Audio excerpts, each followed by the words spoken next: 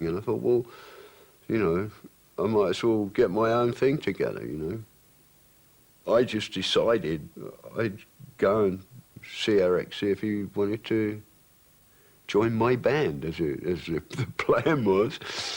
And then we were sort of discussing a bass player, and Jack came up, and I went, oh no. But I thought, well, you know, maybe Jack's sort of all right. Ginger drove up in his new Rover, which was very impressive, and asked me, you know, without a knife, if I would like to join this band. So of course I jumped at the chance. I thought it was... I'd missed playing with Ginger, obviously. I'd missed his company as well, in a strange way. And yeah, it sounded like a good idea. There weren't three musicians like us around. You know, that's how the name came about. We, you know, we considered that we were the Cream. It was a very well-kept secret until it was exposed in the Melody Maker, I think it was, and John Mayall hit the roof. I wasn't totally surprised, but of course it was a setback, but it's one that you have to deal with if you're a band leader. You expect all these things to happen, and you deal with them accordingly. Eric Clapton's departure from the Blues Breakers was shortly followed by that of drummer Hughie Flint. I just wasn't very happy in that band after Eric left anyway. And John just rang me up one day and said, I've got another drummer. And I said, oh, right. And he said, but play on Saturday night, that's your last gig, which happened to be at the Marquee. And he said, I'm afraid things have not been so good the last few weeks, so instead of £25, it's only £20 you're getting in your wages this week. He actually gave me a £5 short on, instead of a gold watch. Cream was an instant success. I had absolutely no idea that Eric was as popular as he was. You know, I just dug him. I liked him very much as a person, and I really, like, his playing was just very unusual. He had time. And we just took over the Graham Bond circuit, worked with Cream.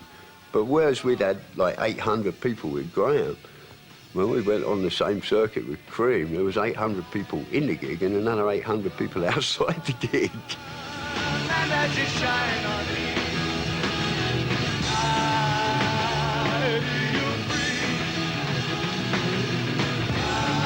It was a similar thing to the Alexis Corner thing in a way, in that Eric was a straight blues player and Jack and I were both jazz players.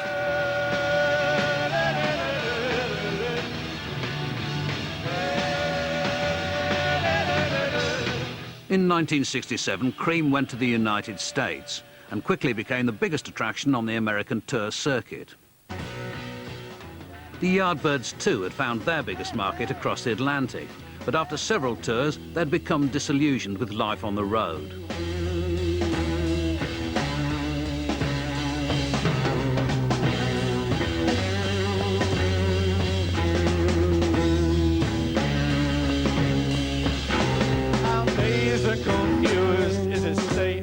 The touring had become very arduous and really quite uncivilized.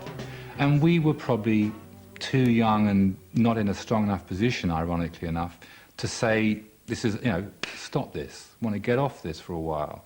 Let's take 3 months off. Let's take 6 months off, you know. It was still the era. If you stopped doing it, you'd be forgotten. It was really Keith and I that got really quite fed up with it. And we thought, you know, let's do something more melodic, a bit more soft. Let's go in another direction. In 1968, in the middle of an exhausting American package tour, the Yardbirds split. Two very different groups emerged. Jimmy hadn't been in the band too long. He was still fresh. He hadn't been through what we'd been through. And he wanted to carry on with the band. Jim McCarthy and Keith Relf formed the classical rock group Renaissance.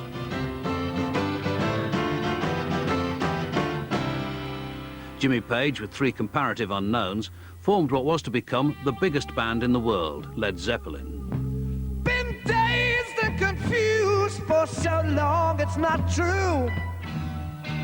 Cream, too, had found themselves on a treadmill of constant touring, and the relentless schedule was beginning to take its toll on the band. And the colors of the sea find your eyes with trembling mermaids, and you touch the distant beaches with tales of brave Ulysses, how his naked ears were... We just worked continually.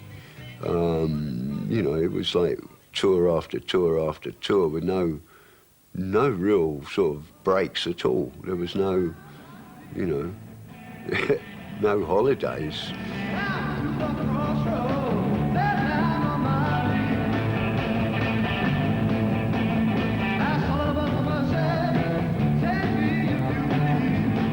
Apparently, we always looked to like at death's door in those days. I think a lot of people used to come to see the Cream to see if Ginger would die, you know, like whereas they go to other bands and, you know, because they thought the singer was sexy, they come and see us and they shout through the window, "You're gonna die tonight, Ginger." And I'm standing at the crossroads, deep, I'm sinking down. We'd like do gigs and we'd be really pissed off with it and go, yeah, it was a really bad gig, and yet there's still like everybody standing on their feet screaming and waving and shouting. It got to sort of like the Beatles sort of thing where we just had to walk on stage and that was enough, which wasn't for us. And then when it got to the point where, you know, it was just so loud and it wasn't enjoyable anymore, and, you know, like Eric coming up to me on the tour and saying, "I've had enough of this," and I said, "Yeah, mate, so have I," and we decided that was it. There and then, boom. In November 1968, Cream played their last ever concert at the Royal Albert Hall in London.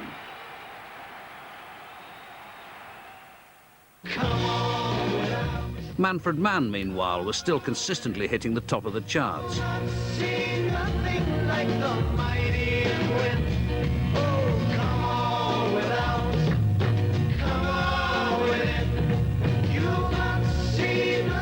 We found ourselves trapped by having so many hits eventually, though, because people would come up and complain if you didn't play one of them.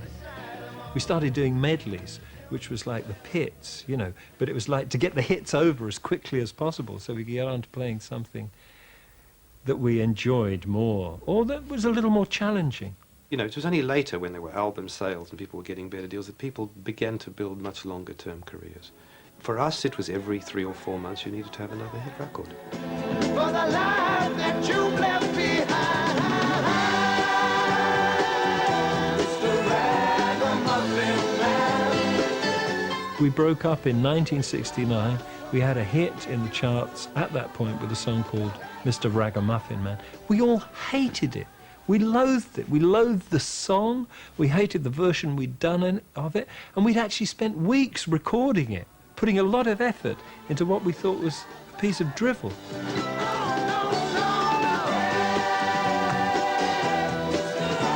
It seemed like, what are we doing? You know, why are we still doing this after 5 years?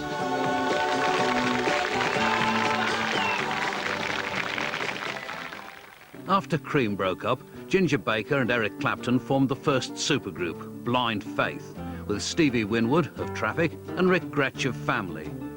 Much hyped, they went straight onto the major tour circuit.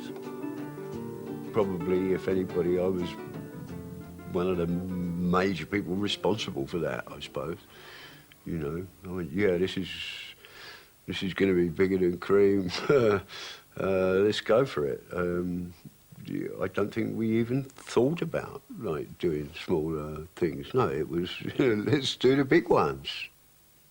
Blind Faith was ill-starred from the start, and Eric Clapton began to drift away from the band, spending more and more time with the support act on tour. Eric, at this point, had become very enamoured with Delaney and Bonnie, which later became Derek and the Dominoes, and Eric used to go and join them on stage and bang a tambourine and be with them on stage, just because he thought they were a better band than we were, which I thought was extraordinary.